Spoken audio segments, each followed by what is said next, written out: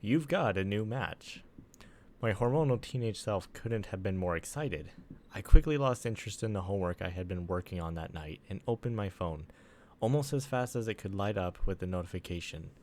I clicked on the icon, staring intently until Tinder opened. Of course, I was excited. I ran all the possibilities in my head, all the things that could happen. This could be the girl of my dreams. No, it didn't appear as though I matched with the girl of my dreams. This looked more like the girl from a nightmare that would shake the vilest creature in the deepest pit of hell to its crooked bones. Smiling from ear to ear literally was my match in the first picture of her profile. No name, no age, only a picture. The photo itself seemed to be professionally taken. It was a full body picture. She was dressed in some sort of very formal black dress, and there was nothing about her body that seemed out of the ordinary. She had black hair that was down and presented nicely, likely for this picture or whatever event this picture was taken for. But I didn't give much thought to that, and you'll understand why. Her skin was well kept and seemingly unblemished. Come to think of it now, her face was the only off-putting thing about the picture. But oh gosh, the face. Her eyes didn't sit inside where the sockets should be. They bulged out, seemingly far too large for her face. They had no whites. The irises were everything. They were a dark purple, almost black. The eyes had no details. They were just blank, empty. Her teeth were normal, human teeth, and there would have been nothing wrong with them if she didn't have many, many more than any person should have. Her jaw opened wide, very wide. It opened from the bottom of one ear to the other, teeth showing in their entirety as she gave a nice, big smile at the camera. I was disgusted by whatever Photoshop job this must have been, but I was also intrigued. It was a really good edit after all.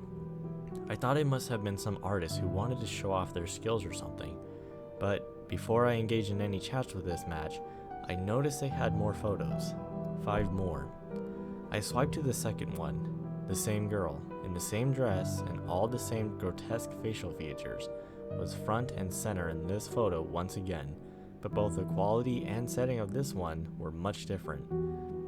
It looked like it was taken with a cell phone. The picture wasn't even level, but that's not the detail I first recognized. She was levitating off the ground. The ground, as well as the walls and the ceiling, were seemingly made of corpses. All that provided light in the photo were half-melted candles on the ground and the flash from the camera. This one looked way too real. The bodies all had pretty distinct features. It almost made me sick. Some looked like they were mere skeletons with everything decomposed. Others looked fresh. Very fresh. One thing that many of them seemed to have in common was they were missing a lower jaw, an odd detail. I scrolled past this one quicker than the last. It upset me the more I looked at it, but the third one was more confusing. The third picture was of her, once again, and in her black dress, as she hovered in the middle of an empty field this time. The quality of this picture was like that of the first. It seemed as if it were professionally taken and edited. The sky was an impossible shade of red. As a consequence, the entire image had a sort of red tint to it.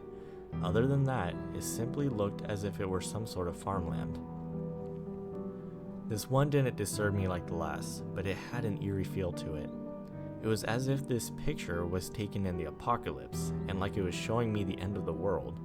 Once again, I thought this must be some sort of artist trying to compel these sorts of feelings with the pictures and the way they took and edited them. I was impressed, as I was disturbed. The fourth photo made my heart sink a little. This picture of the girl was taken in front of a building on my university campus, a building not even a 5-minute walk away. It was nighttime, and she was alone. She was, once again, floating, yet this time above the stairs. In front of the columns of the building, she didn't look any less real in this photo. I scrolled back through the first few and noticed how surprisingly alike she looked in all of the pictures. Despite their different angles, this art was too good. It was making me sick. The fifth picture I thought must be impossible. It was of her inside another building, but I knew what building it was. I knew it from the colors on the wall. I knew it from the lights above her floating body. Most of all, I knew where she was because of the numbers on the door behind her. It was only a few doors down from my apartment, the apartment I was in right now. I quickly scrolled to the last photo. It was a close-up of her right in front of my door. I dropped my phone and ran to my door to make sure it was locked. Luckily it was. I am always good about that. But, out of curiosity, I thought I would peek through the peephole to see if someone did happen to be there. I placed my eye upon the hole where I got a glimpse of shoulders and the back of a head with long black hair. In a quick motion, the head turned around while the shoulders remained still. It was her. She widened her smile, ear to ear once again. I jumped back from the door. I ran back to the desk and picked up my phone. Of course, the disgusting picture of her in front of my door was the first thing to pop up as I opened my phone. I quickly exited Tinder and dialed 911. An operator picked up. 911, what is your emergency? I knew that the location was the first thing you should give out in a 911 call, because if something happens to you while you're on the line, they only have the possibility of helping you if they knew where you were. I gave the operator my location, which I am leaving out of this story to not expose myself, and then have a brief, detailed scare summary of the past few minutes. I left out some of the more extreme details because I wanted it to be taken seriously. There's someone outside my apartment door. I just got a match on Tinder. When I clicked in to see the photos, she had a bunch of weird ones of her in. Look, it doesn't matter, but she is messed up. Very messed up. The last two photos were of her outside my apartment door, and when I went to look in the peephole, she was still there.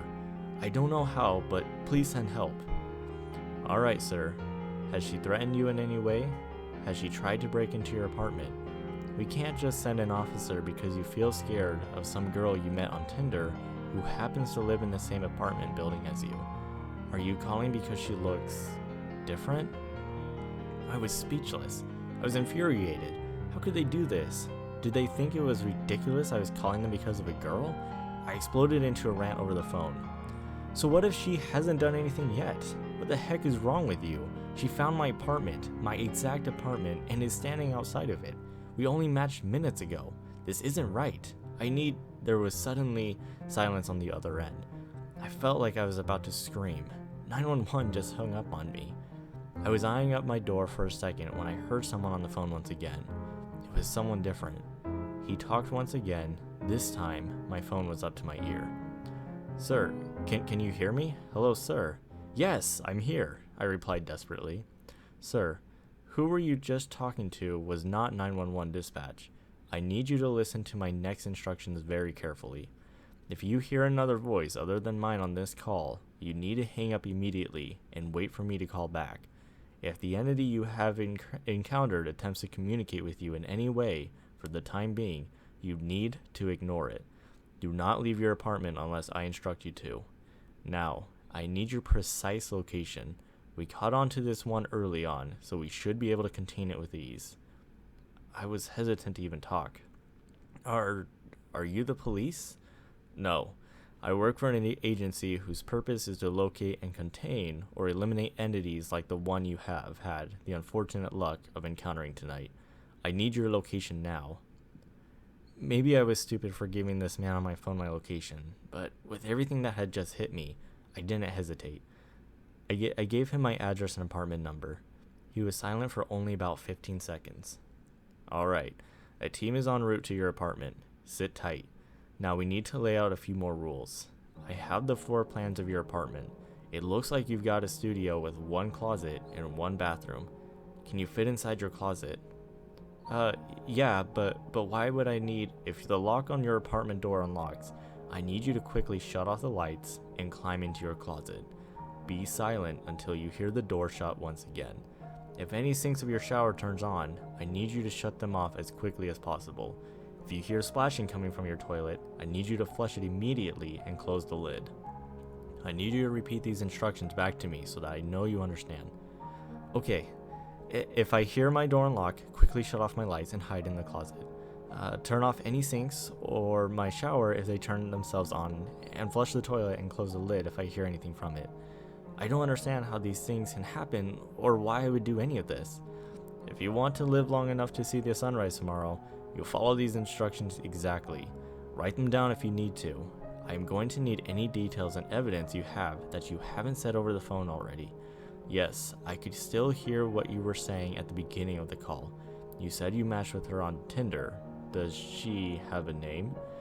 Yes, I matched with her on Tinder, but her profile didn't have a name or age, just pictures that... Once again, I was interrupted by the new operator. It seemed he was urgent to exchange as much information as possible. Witnessing what I had, I didn't object. I need you to give a screenshot of those pictures if you can. Is it possible for you to access them? Yes, give me one moment. I opened Tinder up again and clicked on the profile. I quickly screenshot each picture. Now what? What do you want me to do with them? Text them to the 911 number. Trust me, it'll work. I sent each picture as fast as I possibly could. Alright, looks like I've got 7. Give me a moment while I send these over to our intel team for identification. We might be able to find out enough about this thing to get rid of it right away. I need you to keep an eye out your window on the street. There will be... Wait. Did you say 7? I sent 6. Her profile had 6 pictures. How did you get 7? I quickly opened back up my texts. I did send 7. The first 6 were of her profile, but the 7th was of me. It was taken from outside my window, right outside, and it was recent. I recognized the clothes I was wearing today. On the upper left-hand side of the picture was a hand pressed against my window. I quickly turned towards my window to see no one there. There couldn't have been. It was on the 3rd floor, and there was nothing on that side of the building that would allow someone to climb that high. No one could have been up there to take the picture. I was quick to let the operator know, though I was not calm. I didn't send that last one. It sent by itself through my phone somehow. It's of me just a minute ago, while we were talking. Alright, calm down. It's just trying to scare you. It wants to get in your head. It wants you worked up so that you'll do something rash. But you're not going to do that, are you? No, sir. Alright, good. Now, as I was saying, there will be one man and one woman in black suits and holding briefcases that get out of a large SUV. The driver has been instructed to drop them off on the side of the apartment. He knows where it is. They should be arriving right about now. Go check outside your window. I looked outside my window down the street below, but I didn't see an SUV or 2 people in suits. All I saw were a few pedestrians and a university bus. I don't see anyone down there. Are you sure they're on that side? It's easy to end up on the wrong street down here. Yes, I am sure. You're certain you don't see anyone? No SUV? I'm sorry, but no. Silence. I heard him mutter under his breath. I then faintly heard his voice yelling towards someone else. That ain't it. Tell them to keep moving. He then adjusted his mic and began talking to me again. Alright, they've been swindled by the entity. We're figuring that out now. Just be on the lookout for them to arrive. Once they get there, we can start the process of getting rid of this thing. Right then, I heard a firm knock at my door. I walked over and peeped through the hole again. One man and one woman, both in very nice black suits. I think your agents are here. They just knocked on the door and I saw them through the peephole. Should I let them in? The operator practically screamed through the phone. No, do not let them in. Those are not our agents. That is the entity trying to get you to open the door. Don't do it. Our agents will not knock. They won't try to get into your door. Get back to your window and watch for them to arrive. Tell me when they do. After a few more minutes of waiting, I finally saw a large SUV pull up in front of the apartment, and 2 people got out. One man, one woman, nice suits and briefcases. After they got out of the car, they looked up at my window as they made their way towards the entrance. The SUV drove off. Alright, they're here. Good. They're going to scout out the building, figure out what we're dealing with, and assess if another team needs to be called in. I'll let you know anything you need to do when I find out. Just stay on the line. I had started to feel relieved, albeit more confused. I did believe these people were here to help, but I didn't know what they could do to help me. How could 2 people from whatever this organization was possibly deal with this thing at my door?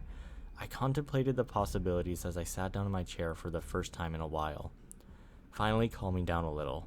This little moment of peace was just that, for not long after I sat down, I heard an electronic kick from my door as I jumped from my seat. I remember the operator's instructions. I quickly hit the light switch and picked up the kitchen knife before hopping into my closet. "The door just unlocked. I'm hiding with the lights off as you told me," I whispered into my phone. He responded quietly and with as fast as a message as he could muster. "Just be quiet and don't move. She can't open your closet door and she has no interest in taking your things. No matter what she says, do not respond and do not react. Do not leave the closet until you hear the door close again. Do not hang up this call." As soon as he finished speaking, the door opened. I didn't hear any footsteps, but I knew she was in. I focused on controlling my breathing to make it as quiet as possible. I must have been in there for a good 5 minutes before I heard any noise. Nothing. Not a step. Not a door opening. Not a single thing moved around. I couldn't even hear breathing. I was tempted to leave, but I did as I was told and stayed still. Doing that had served me well up until this point. I just about gasped and gave myself away when she eventually spoke, in a sweet and dulcet voice. "Oh, what's wrong? Don't want to hang out tonight?" After she had got no response, she would wait about 10 seconds and say something new, trying to be more provocative each time. This went on for a few minutes. "Come on, we matched and you know it. You know you want me, and I want you." "Well, if you're not ready yet, that's alright. I can wait. I can wait a long time. I'll wait for however long I need for you to come out. You know I don't bite. I'm a very, very good kisser. You can ask the others. You can meet them too. But why don't you just try it yourself? Just come on out. What have you got to lose anyway? I know how lonely you are. I know I'm the only one you'll ever have a chance with. At least, I'm the only one who will love you forever. You know you'll always be nothing without me. I'm the only one. The only thing that will ever bring meaning to your life." She got more assertive. I could hear her voice getting closer each time she spoke, trying to get me to come out. Eventually, she was so close to the closet, she was practically touching it. She might have been. It was obvious she knew I was in there, but the operator said to sit put and that she couldn't open the door. I trusted him for now. "You know you're worthless. You're not even good enough for the maggots. You have done nothing with your meaningless short life, and you never will. Even if I let you live past this night, you can come home, you can come with me and you can burn. No one is coming to save you. No one can." She stopped for a moment. I think she heard what I heard. There were steps in the hallway. Someone was walking around on my floor. "Oh, you talked to them." She let out a giggle, one that would have seemed innocent and cute if it were given in any other context with a normal girl, but I found it to be far from it. "You'll pay for that. You won't even get what I gave the others. I'll rip your guts out right before your eyes and make you watch all of it. You'll wish you were dead, but I won't kill you. Not until... Approaching entity manifestation now. Stand by." I heard a man's voice from just outside my apartment. She screamed in a fury before I heard my apartment door slam shut.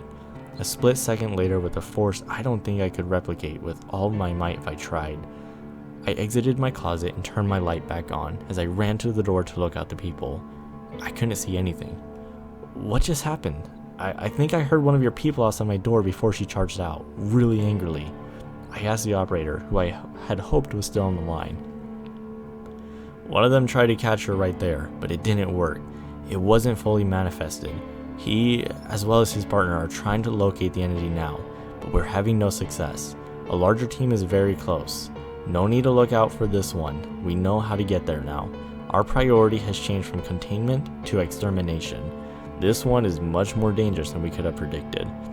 "What am I supposed to do now?" The voice on the line immediately changed from the man's voice to the girl's enraged voice.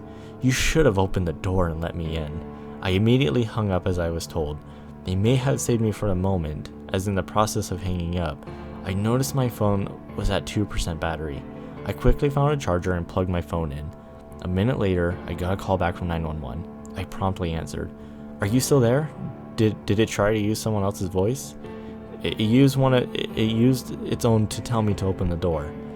I heard shuffling from outside my room.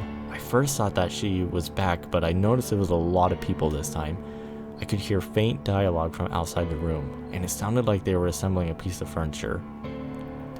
"Do you know who is outside my room right now?" I asked the operator. Our second team arrived a few minutes ago. Some of them are downstairs setting up a base for this operation. Others are up by your room preparing equipment. Just let them do their thing, and this will be over real soon. As long as we're fighting what we think we're fighting. Well, I hope so. What about my neighbors? What about the people walking around the hallways and everyone in this building? Do they know about this? Are they in danger? What happens to them? Oh, I forgot to tell you, they're just not here. I don't know how to explain it to you in a way you would understand. They won't be seeing our team, you or this entity for the time being, and we won't be seeing them. They certainly aren't in any danger, if that brings any comfort, but I'm afraid you still are. I was once again confused by this new piece of information, but I didn't have the energy to question it at this point. I just wanted this to be done and over with as soon as possible. It's here, I heard a woman assert from outside my door. I heard a few different things turn on. I don't know what they were, but I take it they were some sort of machinery or equipment that had just finished setting up. A few moments of silence passed before I heard a man mutter, "Oh, crap." Seconds later, I heard light bulbs explode before gunfire erupted in the hallway outside my room. I sprawled out on the floor and got as flat as possible, though no gunfire ever made its way into the room. These gunshots were quickly followed by an even louder scream from what I assumed to be the girl. The shooting went on for only a minute or two, after which I heard a few magazines drop to the floor and some rifles being racked, as well as some louder dialogue and cursing. I started to put on my shoes, hoping this was over but besides that, I felt safer with those shoes on anyway. Did they get it? I hopefully asked the operator. No, it plowed right through our guys and got away somewhere in the stairwell. She killed a couple of them and injured a couple more as well. We underestimated her again. But now we know what we have to do. We're almost through with this. Just keep a level head and you'll be alright. I sat down, silenced. 2 people just died on my behalf. 2 people died because I, being the stupid teenager I am, had to be on Tinder messing around. I checked my phone. It hadn't gotten much more of a charge by this time. It was only at 7%. I waited there for another 5 minutes. I just sat in guilt, with my head resting in my hands, thinking of how all this could have been avoided before I heard something coming from my bathroom. I picked up my phone, unplugged it, and walked over, pushing the door open to get a peek. Hands were coming out of the toilet bowl and gripping the seat. She pushed down against the seat of the toilet as she attempted to force herself up, out of the toilet. I screamed and fell back against a wall. Her head made it out. She was wounded, blood covering her face and arms. I could see that one of her eyes had been shot out and blood still ran from the socket. She turned towards me as she attempted to pull the rest of herself up. She clenched her jaw but revealed all of her teeth to me, also covered in blood. Oh gosh, she's climbing out of the toilet. It's too late. Go, run now, do you understand? Get out of your apartment. I unlocked my door as I charged out. All of the lights were out. They had all been shattered. The hallway looked like a trench from a war. Blood lined the floor and was splattered along the walls and ceiling. There was broken equipment that was alien to me, all up and down the hallway, which I normally missed while running away from my room. I could feel the spent brass underneath my feet. The worst sight was the bodies. 2 men in body armor, with rifles strapped around them, lay lifelessly on the ground. One was flipped over and had a trail of blood behind him as if he was thrown. The other had his upper body propped up against a wall. His lower jaw had been ripped out as blood came from his mouth and throat and colored his black uniform red. I dearly wish I was watching the ground in front of me as I ran, because I took not 2 steps ahead and stepped right on this man's jaw. I can't even begin to tell you how I felt. Feeling that beneath my foot as I ran, I could feel his teeth. Where do I go? What do I do now? Get to the stairwell. Go down. I know you're used to there only being a few flights of stairs, because the first floor is where they ended. You'll notice they go down further this time. I need you to proceed until you reach the bottom. There, you'll find where our team set up their base of operations. I ran down the stairs faster than I think I'd ever run down a flight of stairs before. I didn't feel like I was going to trip or like my legs were getting too tired. Rather, I felt as though my legs were outpacing me. It must have been a good 10 floors worth of stairs before I reached the bottom, but I got there quickly with the energy I had. At the bottom of the stairs were tons and tons of boxes. They looked as if they were military grade or just been made to carry really expensive things. A number of them were open and their contents were emptied. I guess this is where all of their fancy equipment came from that they were trying to use upstairs. On a few of them were laptops. As I walked over to one, I was startled by what I walked past. Between a couple of rows of these boxes, I found another corpse. This one I recognized as being one of the two in suits who had come in earlier. It was the woman. She, like the one man I found, I assume from the other floor, had her jaw ripped out as well. In her hand was a revolver, a very shiny and quite beefy looking .357 Magnum. I set my phone on a box for a moment as I checked it out. I opened the cylinder and found that none of the 6 primers had been struck. The poor woman couldn't even get a shot off before being ripped apart. I found another one of your team members dead. It's the woman who came in the first with the man earlier. What? That's not possible. We just had communication with her. She was supposed to stay there while the rest of the team... Oh no. What? The rest of the team had another engagement with the entity on a higher floor. Their last known contact with it was 4 minutes ago. Our last communication with the agent you're next to was less than a minute ago. The thing is in there with you, somewhere. Just then, the lights in the stairwell from the top to bottom all exploded in rapid succession. I jumped into a corner and aimed the revolver at the stairs. A moment passed before I began to see a red light illuminate the stairs above me. Despite being shattered, the lights began working once again. One by one, they turned on as they had been shattered. I heard humming from many floors above, but I could hear it getting closer. She's coming. What do I do now? Get on one of the computers down there. We've cracked its code. I'm sending you a sound file. Turn up the volume on the laptop. When it gets close, play the audio file. My phone was dead, and I thought I was too. Fortunately, I kept a level head as the operator told me to. I kept myself as calm as possible as the humming got closer and made its way down the stairs. I ignored it, set the revolver down next to the laptop, and looked through what I could.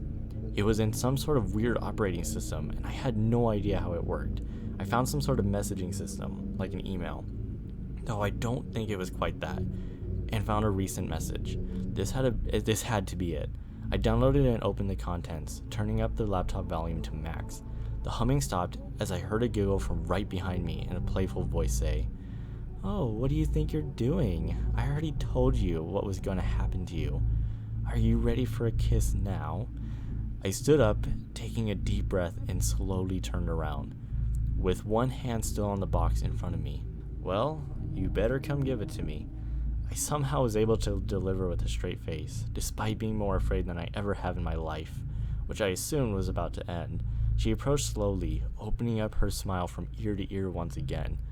Slimy, vicious saliva gushed out of her mouth as she came closer. I hit the spacebar on the laptop before throwing myself to the ground, away from her. An annoying, constant high-frequency noise filled the stairwell and it hurt my ears, but it did much worse for her. Her feet touched the ground, no longer levitating. She covered her ears tightly and her massive jaw practically unhinged from her head as she screamed in agony. I reached up for the revolver next to the laptop. I pulled it in close before cocking it. Then I got 2 hands on it and pointed it forward. I was shaking from the adrenaline, but I managed to get my breathing under control for just long enough to level the rear sights with the front. I squeezed. Blood spattered all on the stairs behind her as part of her head was blown clean off. I stood and backed up, pulling the trigger as many times as I could. Even when the cylinder was empty, I pulled the trigger a few more times. Once my ears stopped ringing, an application opened on the laptop. The sound file finished playing, and I heard the voice of the operator once again. "Anomalous presence no longer detected. You did it, kid. I have no idea how, but you did it. It's over." I stood for a moment and observed the carnage. The red lights faded until they were gone, in darkness once again. I was in disbelief, both of what just went down and that I was able to stop this thing. Whatever it was, I don't think I'll ever know. I began to walk up the stairs, slow and tired. After I made it up a few flights, I saw bright beams coming from flashlights above. A couple of dozen people in body armor, strapped with expensive rifles and submachine guns, ran down the stairs past me. The man in the suit reached down and grabbed the revolver in my hand as I was passing him. I think, subconsciously, I jerked it away and aimed it at him. He backed up for a moment. Easy now, son. It's all over. You can relax. I took a deep breath out. And handed over the empty revolver to him. I walked back up to my room, plugged my phone in, and started it up. I just sat with my head resting on my desk for a while before I got another call from 911. I picked it up and the operator began to speak once again. Well, you did it. We've been hunting this one for a while now. It's gotten more victims than almost all the others combined, but now it's gone, thanks to you. Are you injured? I can get the paramedics to you if you need them. I just sat in silence. I didn't have the energy to speak anymore. Alright, you might need a minute to decompress and catch your breath, it seems. Stay in your room for the next hour and everything will be back to normal outside of your apartment. Our team, all of our equipment, and the chaos left in the wake of all of this will be out of sight and out of mind. I know it doesn't make any sense to you, and that will only make processing all of this harder. Just know that if you call your emergency line again, we'll be listening. We'll be here to help. Oh, and one more thing. You would be doing not just us, but the whole world and yourself a favor if you never spoke about this as if it happened. Our anonymity and secrecy let us help everyone else out there. I hope you understand. Goodbye. Stay safe. If you read this far, you know I've ignored the last thing the operator said to me. I want everyone out there to know. I want everyone to know that you could become the victim of one of these things in the blink of an eye. I want you to know that there are people out there hunting them down and they seem to not exist by any public displayed government information. I want people to know what to do when they call 911. I have no proof. My apartment building did return to normal. I am suddenly missing the text history I had with 911. I am not matched with that profile on Tinder. I have nothing. I also want to know more. Have any of you fallen victim to one of these things? Have any of you heard of them? What are they? Do you know more about this organization? How was my apartment building changed that night? How was reality bent and shaped back to normal? Please reach out. I need to know more. I was just about to hit the post button when my phone suddenly blew up. You've got a new match. You've got a new match. You've got a new match. You've got a new match. My phone displayed it 100 times over. They're coming for me now. I need to make a call.